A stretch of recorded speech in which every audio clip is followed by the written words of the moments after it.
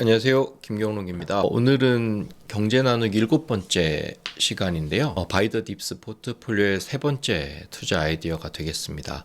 조금 핵심적인 이슈를 짧게 말씀드리는 영상이 될 것 같습니다. 우리 시장에서 이번 주 가장 관심을 가져야 될 내용은 오는 15일로 계획된 바이든 대통령과 시진핑 국가주석의 정상회담 소식입니다. 바이든 대통령과 시진핑 주석이 만나는 건 작년 11월 달로 저는 기억을 하는데요. 두 번째 만남이 되겠네요. 회담의 내용이나 전망들은 이미 많은 전문가들이 분석을 하고 있어서 그걸 바탕으로 제가 생각하는 투자 전략이 뭘까 함께 한번 고민을 해봤으면 좋겠는데요. 일단 중국하고 미국이 관계가 이렇게 나빠지기 시작한 건 트럼프 대통령 때부터였습니다. 지금 이렇게 신냉전 시대라고 불리는 시대의 서막을 트럼프가 열었고, 이는 각 국가의 정치적 트렌드로 자리를 잡았다라고 저는 생각을 하는데요. 분열과 싸움과 심하게는 전쟁을 통해서 본인들의 지지율을 확보하려고 하고, 이는 우리나라도 크게 다를 바가 없었죠. 지난 대선 과정에서 이준석 대표하고 윤석열 대통령은 가진 자와 그러지 못한 자를 분열시키고 남과 북을 가르는 건 전통적인 방법이었고요. 아니면 특정 국가에 대해서 혐오를 조장한다거나 이제는 남자하고 여자까지도 분열시키는 방법으로 본인들의 정치적 전략을 구상했습니다. 그 결과 이제 정권을 잡기는 했는데 이준석 대표 같은 경우는 본인이 분열과 혐오의 대상이 돼서 제거가 될지는 상상도 못했겠죠. 여튼 이제 미국은 이렇게 몇 년간 중국을 지속적으로 공격을 해오고 있고요. 거기에 이제 반도체 규제라고 하는 또 다른 카드로 중국을 압박을 하고 있습니다. 이는 비단 중국뿐만의 문제는 아니고 미국 내로 들어오지 않으면 미국에서는 장사는 못한다. 이런 미국의 정책으로 인해서 미국만 경제적으로 뭔가 초호황인 상황을 맞이하고 있고, 그러다 보니까 미국의 금리는 어느 때보다 높게 유지가 되고 있고, 금융시장도 이러한 고금리가 전 세계의 모든 이슈를 빨아들이는 블랙홀이 되고 있습니다. 지속적인 중국의 타격으로 인해서 또한 금융환경 또한 우호적이지 못하기 때문에 중국 증시는 전 세계에서 가장 나쁜 성적을 기록하고 있고요. 중국은 가망이 없다라고 생각하는 투자자들도 많은 것 같습니다.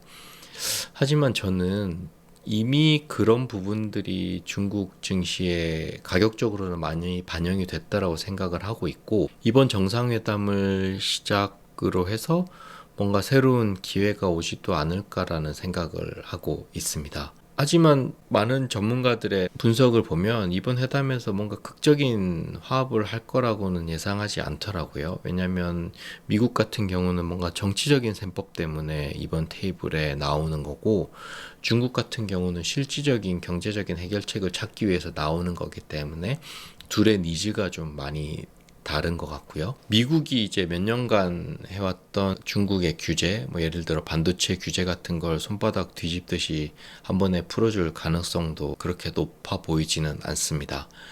하지만 정치적 스탠스는 이번 기회를 통해서 바뀔 수가 있는데요. 예를 들어서 이번 협상에서 우크라이나라든지 중동 문제 아니면 환경 문제 등을 다루고 그걸 화합하는 방식으로 선회할 가능성은 있어 보입니다. 그리고 바이든 대통령의 지지율이 최악이라는 것도 뭔가 시사하는 바가 있는데요. 기존에 해오던 방식이 트럼프가 저질러 놓은 분열의 씨앗을 유지하는 방식이었다 그러면 이번 회담을 통해서 그 방식을 선회하거나 바꿀 가능성은 있죠. 이건 제 개인적인 생각인데, 만약에 싸우는 걸로 해서 트럼프를 이길 만한 사람이 세상에 있을까요? 그런 면에서 바이든은 다른 쪽으로 경쟁력을 찾아보는 것이 더욱 현명해 보입니다. 이걸 과연 이제 중국이 받아줄지 안 받아줄지는 미지수지만, 여튼 중국과 미국이 더 크게 싸울 가능성은 확실히 낮아진 건 맞아 보이고요. 그럼 남는 건 두 가지죠. 극적으로 화합을 하거나 아니면 표면적으로 화합을 하거나. 어쨌든 이 두 가지 이슈가 중국 증시의 최소한 악재는 아니라고 생각할 수 있습니다. 뭐 운 좋게 정말 극적으로 화합할 수도 있고요. 그런데 이미 주가는 많이 빠졌다. 그러면 바이더 딥스의 세 번째 포트폴리오를 담기에는 매우 적절한 타이밍이다. 중국 지수를 사자. 제 세 번째 전략입니다. 중국에서 어떤 지수에 어떻게 투자할지는 크게 고민을 안 했는데, 왜냐면 저희가 한국 지수가 빠져서 뭐 PBR 0.85, 뭐 0.86 부근에서 매수하자고 했을 때는 가장 대표성이 있는 코덱스 200을 매수했듯이, 이번에도 중국 지수에 투자를 한다 그러면 뭔가 대표성이 있는 지수에 투자하는 것이 가장 합리적으로 보이고요. 그게 바로 CSI 300 지수입니다. 그리고 제가 이 CSI 300을 관심 있게 보는 또 다른 이유는, 미국이 지속적으로 중국을 배제시키면 중국 입장에서는 돌파구를 찾을 게 내수를 부양하는 방법 말고는 없다라는 제 생각이고요. 뭐 이건 제 생각뿐만 아니라 전문가들의 판단이고, 결국 중국 내수를 부양을 하면 중국 본토에 상장된 대표 기업들이 성장을 해야 되는 것이 최대 과제이기 때문에 이 CSI 300 지수를 관심 있게 봐야 된다고 생각하고 있습니다. 저희가 이렇게 되면 크게 세 가지 포트폴리오를 가지게 되는데요. 이거를 이제 나눠서 제가 사기로 했고, 다 사게 되면 전체 포트폴리오에서 60% 정도가 채워지게 됩니다. 코덱스 200과 미국 장기채는 일단 이미 한번 편입이 됐고요. 이번 주에 중국 대표 지수인 CSI 300 지수를 편입할 생각입니다. 지난번에 소개해드렸던 코덱스 홈페이지에서 찾으실 수가 있는데요. 코덱스 홈페이지에서 ETF 찾기로 들어가셔서 CSI 300이니까 해외 지수겠죠. 해외 주식에서 시장 지수로 가시고, 바이더 딥스니까 이제 많이 빠진 걸 찾아야 되니까요. 한 6개월 정도로 해서 많이 빠진 걸 쭉 찾으면 뭐 한국과 비슷한 상황입니다. 이게 중국의 코스닥 정도라고 생각을 하시면 되는데, 그게 수익률이 가장 안 좋고요. 그 다음으로 코스피 200과 유사한 차이나 CSI 300 지수가 수익률이 좋지 않습니다. 이번 주에 저는 이 ETF를 저희 포트폴리오에서 매수하도록 하겠습니다. 차트를 한번 잠시 보면요. 저희가 바이더 딥스 할 수 있을 정도로 엄청 많이 빠져있는 상태인 것을 확인하실 수 있습니다. 정리해서 말씀을 드리면, 이제 첫 번째로 저희는 코덱스 200, 코스피 지수에 투자하는 포트폴리오, 그리고 두 번째는 미국 장기채에 투자하는 포트폴리오, 그리고 세 번째는 중국 대표 지수인 CS300에 투자하는 포트폴리오, 이렇게 세 가지를 소개해 드렸습니다. 이건 이제 커뮤니티를 통해서 저희가 이제 수익률하고 비중가, 그리고 뭐 좀 디테일하게는 코드 번호까지도 적어서 보여드릴 생각이고요. 이번 주에 커뮤니티에 게시하도록 하겠습니다. 물가와 금리로부터 시작을 해서 코스피 PBR 0.8 6 정도에서 매수하자, 미국의 고물가 상황에서 채권 투자를 하자, 그리고 최악의 성적을 내고 있는 중국 지수를 이번 회담이 뭔가 기회가 될 수도 있으니까 매수하자, 뭐 이렇게 크게 세 가지를 말씀을 드렸는데요. 잘 따라오고 계신지 잘 모르겠습니다. 네, 매우 기초적이지만 저는 뭔가 기본에 충실한 투자 방법이라고 생각을 하고 있고요. 혹시 이렇게 생각하실 수도 있을 것 같아요. 뭔가 주식 얘기나 투자 얘기를 한다면서 왜 이렇게 뭔가 보수적이고 뭔가 흥미가 없어 보이고 재미가 없는 투자를 제안을 하냐라고 말씀하실 수는 있는데요. 금융 환경이 그런 것 같습니다. 이렇게 고금리 환경에서는 사실 가장 성적이 좋은 투자자는 현금을 가지고 있는 투자자입니다.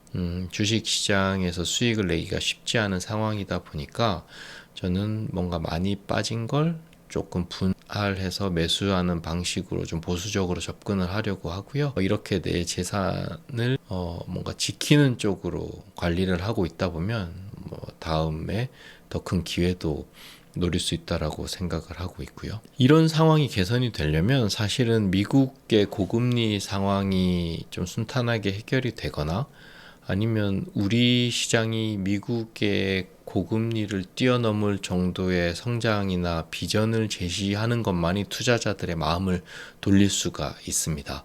오늘 뉴스 보니까 뭐 새마을 운동 이야기도 하던데, 사실 제가 지난번 영상에서 말씀드린 공매도 금지라거나 새마을 운동 같은 걸로는 답을 찾을 수가 없습니다. 왜냐면 그거하고 미국의 5% 금리하고 한번 비교를 해 보시는 것만으로도 뭔가 답이 나오거든요. 미국 금리 5%와 공매도 금지, 미국 금리 5%와 새마을 운동, 어떤 것이 더 경쟁력이 있고 사람들이 어떤 걸 선택을 할지를 고민해 보는 것만으로도 그게 해결책이 될 수 있을지 없을지에 대해서 답을 내릴 수가 있습니다. 지금 정부가 우선적으로 해야 되는 건 일시적으로 공매도를 금지하면서 분위기를 전환시키는 것도 할 수 있는 전략이지만, 구조적으로 더 높은 성장과 더 높은 장기 비전, 그러니까 미국의 5% 금리보다 더 높은 비전과 성장을 제시하는 것만이 근본적인 해결책이 된다라는 생각입니다. 그런데 뭐 못하겠죠. 예.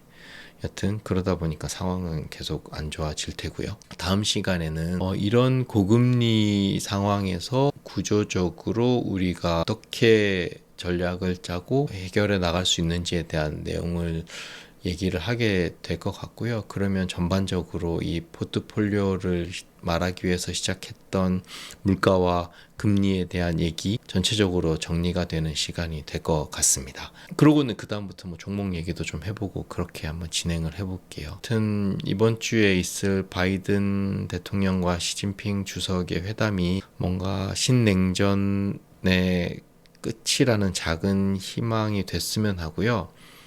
사실 그렇게 되면 우리나라 입장에서도 새로운 성장과 장기 비전을 제시할 수 있는 계기가 될 수도 있습니다. 저는 그래서 큰 기대를 하고 있고 희망을 가지고 있습니다. 그러면 오늘 영상은 여기까지 하도록 하고요. 다음 영상으로 다시 찾아뵙도록 하겠습니다. 감사합니다.